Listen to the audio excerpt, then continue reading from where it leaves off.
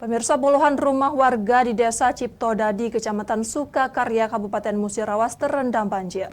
Selain merendam rumah warga, banjir juga membuat akses jalan lintas penghubung kabupaten terputus. Tingginya intensitas curah hujan di Musirawas, Sumatera Selatan membuat aliran sungai Temelat meluap dan merendam 33 rumah warga di Kecamatan Sukakarya. Diketahui ada beberapa kecamatan yang terdampak banjir, merendam pemukiman warga seperti Kecamatan Sukakarya, Tuan Negeri, Cecar, dan Kecamatan Muara Kelingi. Bencana banjir ini juga mengakibatkan putusnya akses lalu lintas antar provinsi, sehingga pengendara yang ingin melintas jalur lintas Kabupaten Musirawas menuju Kabupaten Pali tidak bisa melanjutkan perjalanan. Saat ini masyarakat mengevakuasi kendaraan roda 2 dan masyarakat yang ingin melintasi genangan banjir menggunakan perahu karet milik BNPB, tagana, dan alat seadanya.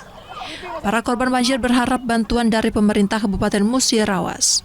Semoga pemerintah dapat memberi perhatian kepada masyarakat yang kena musibah. Pertama kali, kami kekurangan bahan makan dan air bersih, juga kesulitan untuk buang air, dan ada 3 buah rumah yang agak parah yang telah rusak.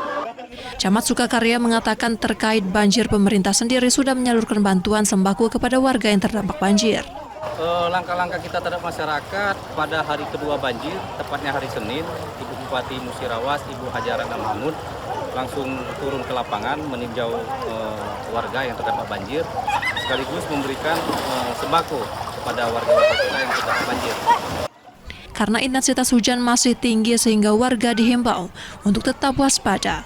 Dikhawatirkan aliran sungai Temelat akan kembali meluap. Dari Musirawas, Sudirman, iNews melaporkan.